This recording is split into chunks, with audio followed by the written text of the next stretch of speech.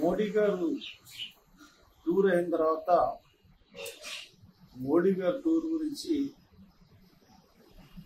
నాయకులు ఎవరన్నా మాట్లాడతారేమో అని చాలా ఎదురు చూశాను. ప్రతిపక్షంలో ఉన్నటువంటి జగన్ దాని గురించి ఏం కామెంట్ చేయలేదు. సరే, జనసేన, టీడీపీ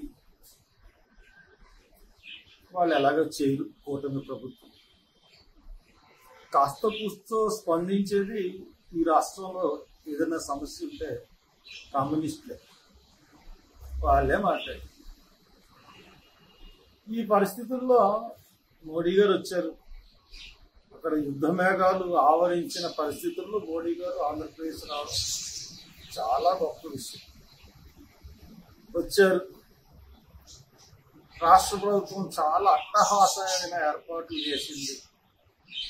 5 లక్షల మందిని సమకూర్చింది. 5 లక్షలతో మీటింగ్ చేశామని చెప్పుకుంది. తర్వాత ఆయన్ని పొగడ్తలతో ముంచెత్తింది. ఒక ఆయనేమో మోడీ అనే ఒక క్షిపణి మా దగ్గర ఉంది, పాకిస్తాన్ క్షిపణి అన్నింటినీ ఎదుర్కొన్నాయి. మోడీ అనే క్షిపణి మా దగ్గర ఉంది, భారతదేశానికి అన్నింటినీ అధిగమించగలని ఒక ఆయన. ఇంకా రకరకాలుగా పొగడ్తల్లో ఇంకా ఎవరికెవరు తీసుకోనట్టుగా మాట్లాడారు. సరే, అంతకుముందు ఒక మట్టి నీళ్లు తీసుకొచ్చి వెళ్ళిపోయారు. ఆయన ఇవ్వలేదని చెప్పి అడిగి కూటమి నుంచి, ఎన్డీఏ కూటమి నుంచి బయటకు వచ్చేసారు చంద్రబాబు. మళ్ళీ కూటమిలోకి వెళ్ళారు. ఈయన మద్దతు కూటమికి అవసరం. ఆయన కనీసం మినిమం మన రాష్ట్రానికి ఏం కావాలి అన్నది అడగడంలో కంప్లీట్గా ప్రభుత్వం ఫెయిల్ అయింది. ప్రత్యేక హోదా ఊసలేదు. అక్కడ మనకి రాజధాని కట్టుకుంటున్నాం. 1,00,000 కోట్లు ఇవ్వాలన్నప్పుడు కాంగ్రెస్ చెప్పింది. ఇటువంటి పరిస్థితులు అవి కూడా అడగలేని పరిస్థితి. ఎందుకు ఈ పరిస్థితి చంద్రబాబు నాయుడికి, పవన్ కళ్యాణ్కి దాపురించిందో నాకైతే తెలియట్లేదు. వీళ్ళిద్దరూ పెద్ద పెద్ద కబుర్లు చెప్పారు. రాష్ట్ర ప్రయోజనాలు దృష్టి వచ్చేటప్పటికల్లా అసలు మాట్లాడలేదు, ఏమీ చేయలేదు. ఆయన వచ్చాడు, సంపూర్ణ సహకారం. ఏంటి సంపూర్ణ సహకారం అంటే? ఆయనకి ఆంధ్రప్రదేశ్, మోడీ గారికి ఆంధ్రప్రదేశ్ అంటే చాలా చిన్న చూపు. అసలు మనం మనుషులు అనుకుంటున్నాడో ఏంటో తెలియదు. విభజన హామీలు ఏమీ నెరవేర్చలేదు.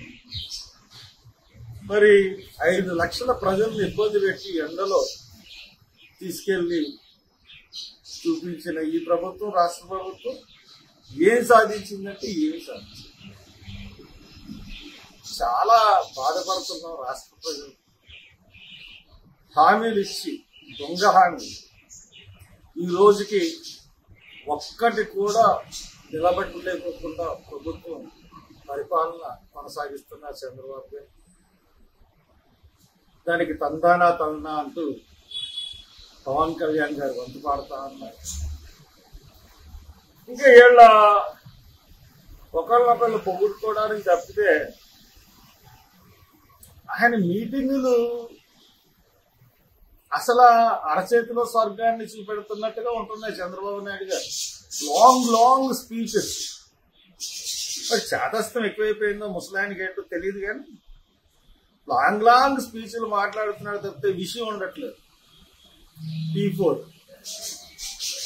T4కి ఏదో చెప్పారు. గొప్పోళ్ళు పేదోళ్ళు ఎందుకు ఇస్తారు? చట్టం ఉందా? చట్టం లేదు. ఎవరిస్తారు? ఇవన్నీ మనం చూసుకున్నట్లయితే ఏమీ ఆయన సంపద సృష్టించలేడు, చేతులు ఎత్తేశాడు. ఈ రోజున కరెంటు జగన్ కొన్నది చాలా ఎక్కువని ఈ రోజున దానికి డబల్ రేట్తో కరెంటు కొనే పరిస్థితి ఈ రోజున దాపురించింది రాష్ట్రం. కొన్ని పత్రికలు ఉన్నాయి, వాళ్ళు జగన్ ఉన్నప్పుడు ప్రభుత్వం యొక్క తప్పిదాలన్నింటినీ బయట పెట్టారు ఛానల్స్. ఇప్పుడు అసలు ఏమీ బయట పెట్టరు. అసలు ఆ ప్రభుత్వం అద్భుతంగా ఉంది. ఏమద్భుతం, ఎంత దారుణంగా ఉంది. ఈ రోజుకి ఎప్పుడు ఆగిపోతుందో తెలియదు. ఏది ఆరోగ్యశ్రీ ఫీజు రియంబర్స్మెంట్, అంతకుముందు చంద్రబాబు నాయుడు 2019లో దిగిపోయిన బాకీలు అప్పుడు మోహన్ బాబు గారు స్ట్రైక్ చేశారు. కేసు నడుపుతా ఉంది, ధర్నా చేస్తే ఆ కేసు నడుస్తుంది, కానీ ఆ బాకీలు ఈ రోజుకి కూడా తీర్చలేదు చంద్రబాబు నాయుడు. ఆయన చేసిన బాకీలు ఏనెందుకు తీర్చారు జగన్ గారు? ఈయన చేసిన బాకీ తీర్చాలని ఈయన కూడా ఒక బాకీ తీర్చారు. ప్రైవేట్ కాలేజీలో ఉద్యోగస్తులందరూ హలో లక్ష్మణ అని గోల పెడతా ఉన్నారు. జీతాలు యాజమాన్యాలు చేతులు ఎత్తేసింది. మీరు ఇస్తేనే కదా వీళ్ళకి ఇవ్వాలి. ఒక పక్కన యూనివర్సిటీ ఫీజులు పిండుతున్నాయి, ముక్కు పిండి వసూలు చేస్తాం. అవి బాకీలు. కాంట్రాక్టులు, చిన్న కాంట్రాక్టులు ఎవరికి కూడా డబ్బులు లేవు. అంత పెద్ద పెద్ద కాంట్రాక్టులు. ఈ రాజధాని కట్టడం అందరూ సంతోషిస్తారు, కానీ ప్రజల యొక్క కనీస అవసరాలని పణం పెట్టి మేము రాజధాని కడుతున్నాం. వస్తు నుండి రాజధాని ఎవరైనా కడతారా? ఆకలి తీరిన తర్వాత రాజధాని నిర్మాణం కట్టాలి. మీరు విభజన హామీలు చదువుకోండి మళ్ళీ ఒకసారి. 1,00,000 కోట్లు మనకి రాజధాని కట్టుకోవడానికి సెంట్రల్ గవర్నమెంట్ హెల్ప్ చేయాలి. మనకి మీరు మద్దతు ఉపసంహరిస్తే ప్రభుత్వం కూలిపోయే పరిస్థితి. మరి మీరు ఒక్క బిల్లుకి మద్దతు ఇస్తారు, మళ్ళీ మైనారిటీలకి మేము చేసామంటారు. ఇలాంటి ద్వంద్వ విధానాలు పాటిస్తా ఉన్నారు చంద్రబాబు గారు. ఇది మీకు మంచిది కాదు. రాష్ట్రానికి, రాష్ట్ర ప్రయోజనాల దృష్ట్యా మీరు చేస్తున్న ఈ దొంగ పనులు కట్టిపెట్టండి.